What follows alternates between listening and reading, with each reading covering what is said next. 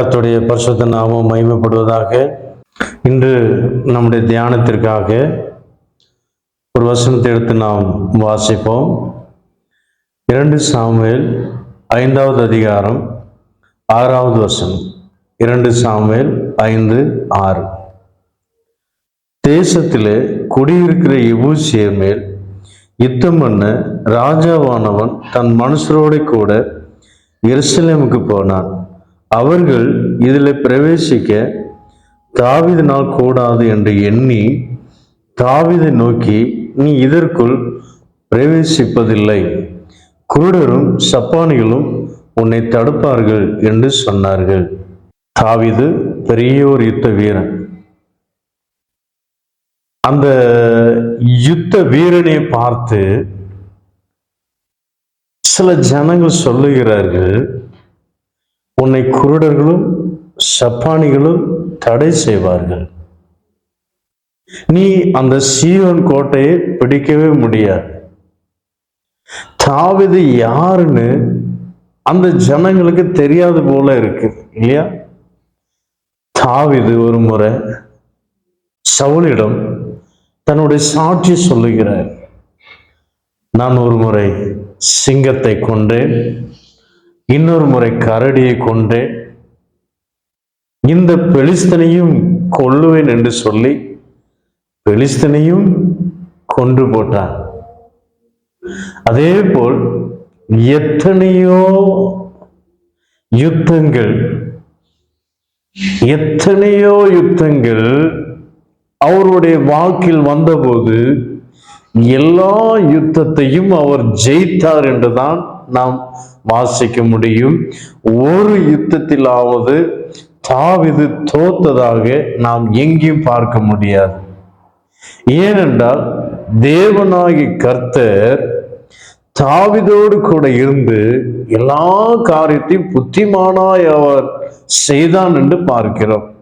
இன்னொரு விஷயம் சொல்ல போனா, எதை எப்படி செய்யணும், எப்படி யுத்தத்துக்கு போகணும், எல்லாவற்றையும் ஆண்டவருடைய சமூகத்துல உட்கார்ந்து கேட்டு அவருடைய சத்தத்தை கேட்டு அவர் யுத்தம் செய்கிற ஒரு தேவனுடைய மனுஷன். அந்த மனுஷனையே என்ன சொல்லுகிறாரோ, அந்த மனுஷனையே சிலர் பார்த்து என்ன சொல்றாங்க, உன்னை தடுப்பார்கள், குருடர்கள் தடுப்பார்கள், சப்பானிகள் தடுப்பார்கள். இந்த சிந்தித்து பாருங்க. தாவீதுக்கு இந்த வார்த்தை கேட்கும்போது ஒரு சிரிப்பாக இருந்திருக்கும் இல்லையா? நான் ஒரு சிங்கத்தையே கொன்றேன், கரடியே கொன்றேன், கோலியாத்தையும் கொண்டிருக்கிறேன், எத்தனையோ யுத்தங்கள் இந்த வாழ்க்கையில் என்னுடைய ஜனங்களுக்காக நான் யுத்தம் பண்ணியிருக்கிறேன், ஒரு யுத்தத்தில் நான் தோற்றது கிடையாது. ஆனா இந்த ஜனங்கள் இப்படி சொல்லுகிறார்களே, என்னை பற்றி அவர்கள் ஒருவேளை தெரியாமல் சொல்லலாம். எனக்கு அருமையான தேவனுடைய பிள்ளை, இது நமக்காக எழுதப்பட்ட வார்த்தை. உண்மையிலேயே தாவீது ராஜா அவர் குருடர்களும் சப்பானிகளும் தடுப்பார்களானா தள்ளி போட்டு போயிடலாம் இல்லையா? குருடர்களை 10 குருடர் நம்மளுக்கு எதிராக வந்தாலும் கூட, 10 முடவர்கள் நமக்கு விரோதமாக வந்தாலும் கூட, நம்ம இந்த பக்கம் ஒரு 10 பேரும் தள்ளிடலாம், இந்த பக்கம் ஒரு 10 பேரும் தள்ளிடலாம்.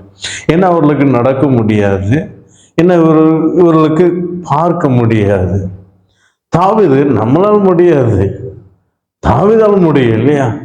தாவீது ஏன்னா அவர் பெரிய ஒரு பலசாலி, நாம் பலவீனமான ஒரு மண்பாண்டமாக இருக்கிறோம். ஆனால் நம்மளால் ஒன்றும் முடியாது. தேவனுடைய தாசன் தாவீதால முடியும். இந்த கருமையான தேவனுடைய பிள்ளை, இது ஏன் எழுதப்பட்டிருக்கிறது என்றால் நமக்காக எழுதப்பட்டிருக்கிறது. ஆவிக்குரிய ஓட்டத்தை ஓடுகிற ஒவ்வொரு தேவனுடைய பிள்ளைகளுக்காகவும் இந்த வசனம் எழுதப்பட்டிருக்கிறது. சப்பானிகள் என்று சொல்ல போனா யார்?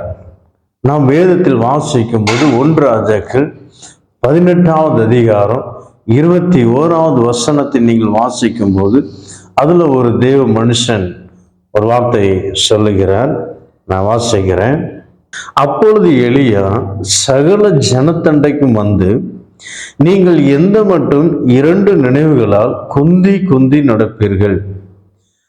கர்த்தர் தெய்வமானால் அவரை பின்பற்றுங்கள், பாகால் தெய்வமானால் அவனை பின்பற்றுங்கள் என்றார். ஜனங்கள் பிரதித்திரமாக அவனுக்கு ஒன்றும் சொல்லவில்லை. எனக்கு அருமையான தேவனுடைய பிள்ளை, இந்நாட்கள்ல சபைகளில் காணப்படுகிற கூட்டத்தை பற்றி தான் நான் உங்களுக்கு சொல்லுகிறேன். தேவனுடைய ஆவிக்குரிய சபைகளில் இந்த 2 பேர்களும் இருக்கிறார்கள். குருடர்களும் இருக்கிறார்கள், சப்பானிகளும் இருக்கிறார்கள். சப்பானிகள் என்று சொன்னால் யார்? அவர்கள் தான் 2 மனம் உள்ளவர்கள், குந்தி குந்தி நடக்கிறவர்கள். நீதிமொழிகள் 26வது அதிகாரம் 7வது வசனத்தில் பார்க்கும்போது, நொண்டி தன் காலால் குந்தி குந்தி நடக்கிறார் என்று சொல்லப்பட்டிருக்கிறது. அப்போ எதை வெளிப்படுத்துகிறது என்று சொல்லப்போனா, அவர்களால் கேட்ட சத்தியத்தின்படி நடக்க முடியாது. அவர்கள் ஆவியின்படி நடக்க முடியாது. ஆவியின்படி நடக்கிறவர்களோ ஜீவனத்துக்குரியவர்கள் என்று ரோமர்ல நாம் வாசிக்கிறோம் 8வது அதிகாரத்தில். ஆனால் மாம்சத்தின்படி நடக்கிறவர்களுக்கோ மரண ஆக்கினை உண்டு என்று நாம் பார்க்கிறோம். இப்படிப்பட்ட ஜனங்கள் சபைக்குள்ள இருந்து நன்றாக ஓடுகிற தேவனுடைய பிள்ளைகளையும் தடை செய்வார்கள். எனக்கு அருமையான தேவனுடைய பிள்ளை, ஒரு தேவனுடைய விசுவாசி தேவனுடைய சத்தியத்தின்படி ஆவியின்படி நடக்கிறவர்களா இருப்பார்கள். ஆனா அதே சபைக்கு வருகிற ஒரு விசுவாசி மாம்சத்தின்படி நடக்கிறவர்களா இருப்பார்கள். அவர்களால் சத்தியத்தின்படி நடக்க முடியாத சூழ்நிலை. அப்ப என்ன செய்வார்கள்? அவர்களையும் இந்த வலைக்குள் இழுத்து செல்லும்படியாக பிரயாசப்படுவார்கள். நான் தான் 4 மணி நேரம் ஜெபிக்க முடியல, அவங்க எப்படி ஜெபம் பண்ணலாம்? அந்த சகோதரி எப்படி ஜெபிக்கலாம்? இந்த சகோதரன் எப்படி ஜெபிக்கலாம்? நான் ஜெபிக்க முடியலையே, நான் ஜெபிக்க முடியல. அவர்களுடைய ஜெபத்தையும் தடை செய்யணும் என்பதற்காக என்ன செய்வான் என்றால், அப்படியே நல்ல பிரெயின் வாஷ் பண்ணி உங்களுடைய ஆவிக்குரிய ஜீவத்தை தடை செய்வார்கள். ஜெப ஜீவத்தை குறைக்க செய்வார்கள். வேத வாசிப்பு சமயத்தை குறைக்க செய்வார்கள். ஏன்? அவர்களால் வேதத்தை வாசிக்க முடியல, அவர்களால் ஜெபிக்க முடியல, சத்தியத்தின்படி நடக்க முடியல. எனக்கு அருமையான தேவனுடைய பிள்ளையே, வேற யாரும் உங்களை தடை செய்ய மாட்டாங்க. சபைக்குள்ள இருக்கிற குந்தி குந்தி நடக்கிற இருமனம் உள்ளவர்களா இருக்கிற அந்த ஜனங்கள் உங்களை பிரெயின் வாஷ் பண்ணி ஆவிக்குரிய ஓட்டத்தை தடை செய்வார்கள். பரலோகத்துக்கு நேராக, சீயோன் எருசலேமுக்கு நேராக சென்று கொண்டிருக்கிற உங்களை தடை செய்வதற்கு வேற யாரும் வர வேண்டாம், உங்க சபையில் உள்ள மெம்பரே போதாங்க. அதனால் ஜாக்கிரதையாக இருக்கணும். கிறிஸ்தவர்கள், ஒவ்வொரு கிறிஸ்தவர்கள் ஜாக்கிரதையாக ஜீவிக்க வேண்டும். என கருமையான தேவனுடைய பிள்ளை, கடைசி காலமா இருக்கிறது. இந்த கடைசி நாட்கள்ல பிசாசானவன் தெரிந்து கொண்ட தேவனுடைய ஜனங்களை, யார் வானத்தின் நட்சத்திரங்களை போல பிரகாசிக்கிறார்களோ, யார் சத்தியத்தின்படி நடக்கிறார்களோ அவர்களை விழத்தள்ளும்படியாக பிசாசின் ரூபம் எடுத்து பொல்லாத மனுஷனுடைய வேடம் தரித்து வந்து தடை செய்ய மாட்டார்கள். தேவனுடைய பிள்ளைகளை போல ஆட்டு தோலை பொறுத்து கொண்டவர்களாக உங்க கூட இருப்பார்கள், உங்க கூட புசிப்பார்கள். அவர்கள் உங்களை தடை செய்வார்கள். நாம் ஜாக்கிரதையாக இருக்க வேண்டும். இந்த கருமையான தேவனுடைய பிள்ளையே, இரண்டாவது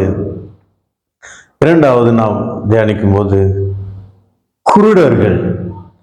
குருடர்கள் என்று சொல்ல போன யார்?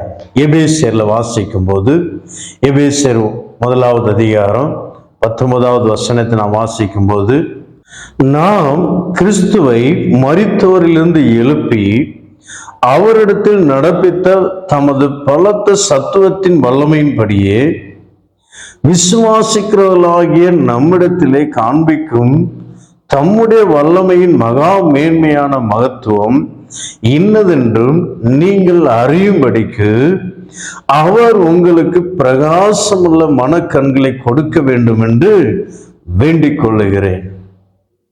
எனக்கு அருமையான தேவனுடைய பிள்ளை, கொரிந்தியர்ல 2 கொரிந்தியர் 4வது அதிகாரம் 4வது வசனத்தில் நாம் வாசிக்கும் போது, இப்பிரபஞ்சத்தின் தேவனானவன் அவர்களுடைய மன கண்களை குருடாக்கினான் என்று கொரிந்தியர் சபை பார்த்து சொல்லுகிறார். சபை விசுவாசிகளுக்குள் இப்படிப்பட்ட குருட்டாட்டமுள்ள ஜனங்கள் இருப்பார்கள். எனக்கு அருமையான தேவனுடைய பிள்ளை, இயேசுவை பற்றிய ஒரு நல்ல தரிசனம் இராது, இயேசுவை பற்றிய ஒரு நல்ல ஒரு வெளிப்பாடு இராது, இயேசு எப்படிப்பட்டவர் என்ற ஒரு அறிவு இராது. எல்லாரும் இயேசுவை தொழுது கொள்றாங்க, நாமளும் தொழுது கொள்ளுவோம். எல்லாரும் பாட்டு பாடுறாங்க, நாமளும் பாட்டு பாடுவோம். எல்லாரும் வேதம் வாசிக்கிறாங்க, நாமளும் வேதம் வாசிப்போம். இந்த கருமையான தேவனுடைய பிள்ளை, இப்படிப்பட்ட ஜனங்கள் அநேக ஜனங்கள் இருக்கிறாங்க. இவர்கள் தான் குருடர்கள். ஒன்றுமே தெரியாது, எல்லாரும் போறாங்க, எல்லாரும் பாடுறாங்க, எல்லாரும் செய்யறாங்க, நாமளும் செய்வோம். இந்த கருமையான தேவனுடைய பிள்ளை, ஜாக்கிரதையா இருக்கணும். இப்படிப்பட்ட குருடர்கள், தேவனை சரியாக அறியாதவர்கள் என்ன செய்வார்கள்? உங்களை வழிவிலக செய்வார்கள். பரலோக ராஜ்யத்துக்கு சீயோன் எருசலேமுக்காக அழைக்கப்பட்ட உங்களை நிச்சய கீழே விழத்தள்ளும்படியாக அவர்களை கொண்டு பிசாசான கிரியை செய்வான். எனக்கு அருமையான தேவனுடைய பிள்ளை, நாம் ஜாக்கிரதையா இருக்கணும். அவள் மனக்கண்கள் குருடாகி போயிடுச்சு. உள்ளான மனுஷனுக்கு பலன் அடைய முடியாது. எனக்கு அருமையான தேவனுடைய பிள்ளை, தேவன் அதை செய்வார், நீ விசுவாசிங்க என்று நல்ல ஆவிக்குரிய கண் பிரகாசமா இருக்கிறவர்கள் சொல்வார்கள். ஆனால் மனக்கண்கள் குருட்டாட்டமா இருக்கிற அவர்கள் என்ன சொல்வார்கள்னா, இதெல்லாம் எங்கப்பா நடக்கும்? நீ விசுவாசிக்கிற நடக்கும்னு ஒண்ணு நடக்காது. ஒரு கடன் எடு, ஒரு 10 லட்சம் ரூபாய் கடன் எடு, லோன் போடு, வீடு கட்டு, வியாபாரம் பண்ணு, இப்படியே சொல்லி உங்களை ஆண்டி ஆக்கிடுவாங்க. அப்படி செய்ய வச்சு நீங்க கொஞ்சம் கொஞ்சமா வட்டி கடன் அதிகமாக தேவனுடைய அன்பை விட்டு விலக செய்ய வைப்பார்கள். ஆனா அவர்களுக்கு தெரியாது, அவர்களுக்குள்ள இருந்து பிசாசு கிரியை செய்கிறான் என்று. வேறொரு மனுஷன் அல்ல, உங்க சபைக்குள் வருகிற ஒவ்வொரு விசுவாசியிலும் ஜாக்கிரதை அன்னைக்கு புரிந்து கொள்ள வேண்டும். யார் இவர்கள்? இவர்கள் எப்படிப்பட்டவர்கள்? இவருடைய கண்கள் திறந்திருக்கிறதா? இவருடைய மனக்கண் திறந்திருக்கிறதா? இவர்கள் நடக்கிறவர்களா? சத்தியத்தின்படி நடக்கிறவர்களா? தேவனுடைய அன்பின்படி நடக்கிறவர்களா? ஆவின்படி நடக்கிறவர்களா என்று அறிந்து அவர்களோடு ஐக்கியமாறுங்க. எனக்கு அருமையான தேவனுடைய பிள்ளையே, தேவனுடைய சபையில் நியாய தீர்ப்பு தொடங்கும் காலம் மிக சமீபமா இருக்கிறது. பிரஜாதி ஜனங்களுக்காக நான் சொல்லவில்லை, இது கிறிஸ்தவ ஜனங்களுக்காக மாத்திரம் நான் சொல்றேன். எனக்கு அருமையான தேவனுடைய பிள்ளையே, நீங்க இயேசுவை நோக்கி ஓடிக்கொண்டிருக்கிறீங்களா? உங்களை விழத்தட்டும் தள்ளும்படியாக குருடர்களும் சப்பானிகளும் பின்னோக்கி வந்து கொண்டிருப்பாங்க. எனக்கு அருமையான தேவனுடைய பிள்ளையே, ஜாக்கிரதையா இருப்போம். கர்த்தருடைய வேத வசனத்தின்படி சத்தியத்தின்படி நாம் நடப்போம். நம்முடைய மனக்கண் எப்போ பிரகாசமாக வைத்துக் கொள்வோம். நிச்சயமாக பிரகாசமா இருக்குமானா நாம் விசுவாச கண்களால் ஒவ்வொரு நிமிஷமும் பரலோகத்தை பார்ப்போம். ஒவ்வொரு நிமிஷமும் நமக்காக வைக்கப்பட்டிருக்கிற ஆசீர்வாதத்தை பார்ப்போம். நிச்சயமா நாம் சுதந்திரத்துக் கொள்வோம். ஆனா மனக்கண் குருடாயிடுச்சுன்னா நமக்காக வைக்கப்பட்டிருக்கிற அந்த ஆசீர்வாதத்தை பார்க்க முடியாது. இப்பொழுது என்ன பிரச்சனை இருக்கிறார்களோ, எந்த சூழ்நிலை இருக்கிற அந்த சூழ்நிலை மாத்திரம் பார்த்து பார்த்து பார்த்து சோர்ந்து போயிடுவாங்க. இயேசுவின் அன்பை விட்டு தூரமா போயிடுவாங்க. இந்த கருமையான தேவனுடைய பிள்ளை, உன் மனக்கண் பிரகாசமா இருக்குமா? இப்பொழுது இருக்கிற சூழ்நிலை நீங்க பார்க்க மாட்டீங்க. உங்களுக்காக ஆயத்தமாக்கப்பட்டிருக்கிற அந்த ஆசீர்வாதத்தை நீங்க பார்ப்பீங்க. சூழ்நிலை பார்த்து மூழ்கி போக மாட்டீங்க. பேதுருடைய வாழ்க்கையில காற்றையும் கடலையும் பார்த்தார், கடல் அலையையும் பார்த்தார். அவர் மூழ்க ஆரம்பித்தார். ஆனா எதுவரை தேவனை மாத்திரம் பார்த்து கொண்டு நடந்தாரோ அப்பொழுது அவர் மூழ்கல. நாட்கள்ல அநேகர் அந்த சூழ்நிலையை பார்க்க உங்க கூட இருக்கிறவர்களே சொல்லுவாங்க, எனக்கு அருமையான தேவனுடைய பிள்ளை, நீ சபைக்கு போறியே, கொஞ்சம் அங்க மந்திரம் செய்து பாருங்க, அதை செய்து பாருங்க. உங்க சபைக்குள்ள வருகிறவங்களே சொல்லுவாங்க. நான் எத்தனை பேர் சாட்சியான்னு சொல்லியிருக்கிறாங்க. என் கூட தான் உட்கார்றாங்க, ஆனா சபைக்கு போறவங்க இப்படி சொல்றாங்க பாஸ்டர், அப்படி சொல்றாங்க. எப்படிப்பட்ட விசுவாசிங்க இவங்களும் பைபிளை தூக்கிட்டு சபைக்கு வராங்க. உங்களுக்கு பிரச்சனை மாறலையே, வியாதி தீரலையே, ஜெபித்து ஜெபித்து எங்க தீரும்? போங்க மந்திரவாதி கிட்ட போங்க, அவர் நிச்சயமா குணமாக்கிடுவாருங்க. யார் சொல்றா? பிரஜாதி ஜனங்க சொல்ல மாட்டாங்க. அவங்களுக்கு ஒரு பயம் இருக்கும். அவங்க இயேசு கிறிஸ்து ஆராதிக்கிறாங்கப்பா, அவங்க தெய்வம் நல்லது, எவ்வளவு அற்புதம் செய்யுது. அவங்க ஒன்றும் சொல்ல மாட்டாங்க. உங்க கூட இருந்து, உங்க கூட புசிக்கிற, உங்க கூட நடமாடுகிற, உங்க கூட சுற்றுகிற, உங்க கூட சபைக்கு வருகிற உங்க விசுவாசம் உங்க சொல்லுவோம். இந்த கருமையான தேவனுடைய பிள்ளை, குருட்டாட்டம் குருடர்கள் ஒரு வழி தப்பி திரிய பரலோகத்தை கண்டறியாதபடி நரகத்துக்கு பிரவேசிக்கத்தக்கதான வழியை காட்டுவார்கள். ஜாக்கிரதையா இருப்போம். கண்களை மூடுவோம், ஜெபிப்போம். சர்வவல்லமையுள்ள பிதாவே, உம்மை நன்றியோடு ஸ்தோத்திரிக்கிறோம். நீ நேற்று மீண்டும் மீண்டும் மாறாத தேவன். தாவீதை குருடர்களும் சப்பானிகளும் தடுப்பார்கள், சீயோன் கோட்டையை பிடிக்க முடியாது என்று சொன்னார்கள்.